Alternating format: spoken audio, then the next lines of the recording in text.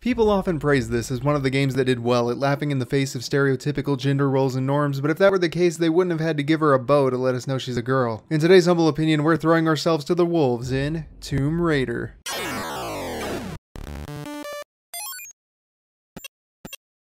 In the day and age of remakes, reboots, and reimaginings, the thought of someone molesting beloved intellectual property with their creative liberties is a frightening thought indeed, and for good reason. That's how we get horrendous monstrosities like The Last Airbender, the new Ghostbusters, the new Powerpuff Girls, Teen Titans Go, the new Teenage Mutant Ninja Turtles, and let's not forget Sonic the Hedgehog since this is supposed to be a video game review. So when a game like Tomb Raider wanders in and completely knocks things out of the park, it's going to be a breath of fresh air, and you're going to need that when the walls of life's disappointments start closing in around you. What makes Tomb Raider so successful is how it manages to synthesize a constant onslaught of action-oriented gameplay with a meaningfully intimate narrative. It follows the somewhat involuntary adventure of Lara Croft on her debut exposition to the island of Yamatai before becoming anything remotely resembling a badass Tomb Raider. In fact, it's almost like the game captures the rise of the Tomb Raider. If only there had been a title more suitable to such a narrative, then maybe the sequel, in which he's earned the title, could be called Tomb Raider. That'd be crazy though. They've managed to take a well-known character that was lacking in a cohesive lore and background and delivered in spades. Lara Croft is no longer just a sassy badass in a comedic and over-the-top action game. Instead, she's a young woman following in her deceased father's footsteps, searching for answers and trying to make sense of his research. She's well-learned and had a handful of mentors in various studies and fields, but she's still in over her head. She's facing extreme conditions, forced into situations that she's never had to confront before, and struggling through a plethora of problems ranging from physical to emotional to philosophical to psychological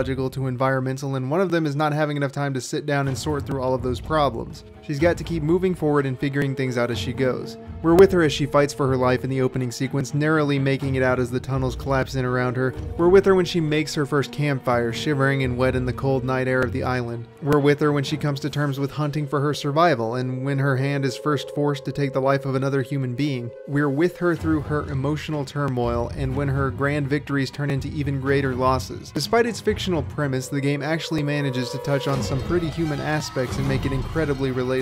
Even with all of that narrative power, it manages to provide a feast of action. A good portion of that is through your run-of-the-mill, cover-centric gunplay or the spectacular set pieces and quick-time events, but it also provides some wonderfully tense moments by drawing from the stealth and survival horror genres as well, punctuating long periods of power fantasy with intervals of vulnerability as if to remind us of the threats that we've taken for granted as we progress through the game. When things are slow, such as in the tutorial or when settling down at a campfire to upgrade gear or level our skills, we're treated to Laura's personal take on the events when she journals them, and we hear the memories of other characters mentoring her in how to properly perform certain tasks, which cements their relationship and gives them meaning and depth beyond merely being plot relevant. And since I've ripped on other games for doing this poorly, I wanted to take a moment to touch on how artfully Tomb Raider presents character diversity without making it feel heavy-handed. Not only does it present strong female characters, including the lead herself, without having to make men look incompetent, but it also offers a range of races and personalities without feeling like the developers are soapboxy or kneeling to the concept of tokenism. The characters are realistic and human in their identities, desires, and personalities, and actively contribute to the greatness of the game as a whole. It's a shame that I have to say, boy howdy, would you look at that, a game that treats characters like people instead of a quota, but I guess these are the times. Visually, the game is astounding. The scenery is beautiful even when compared to its sequel. The creator's vision of Yamatai seems well fleshed out and every nook and cranny masterfully detailed. It leaves nothing feeling overly empty. The island itself feels alive and brimming with character, while maps are small but dense, with layers to move around and explore, which works well with its light collection mechanics that encourage exactly that. The action sequences are both memorable and breathtaking, often offering gruesome failure animations to encourage normal, well-adjusted people like myself not to fail again. They managed to successfully capture the beauty and wonder of exploration, as well as the visceral and tragic realities of human fragility.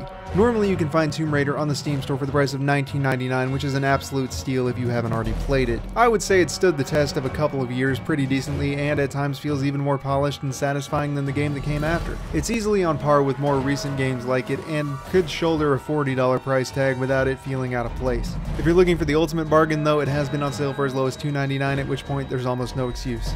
Seriously, a Happy Meal will only sustain you for an hour. Tomb Raider's got you covered for at least 10. If you're cutting it that close, just buy the game instead and you won't be sorry. Just mildly irresponsible.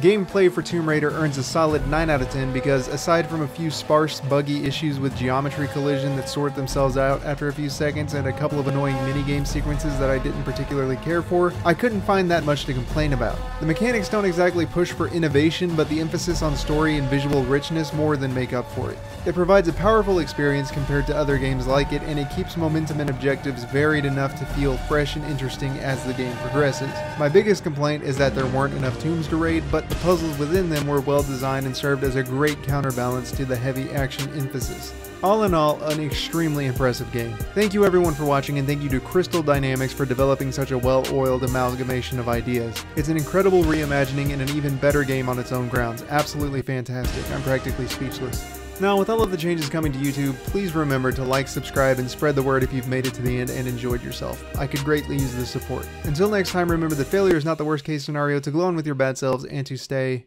awesome.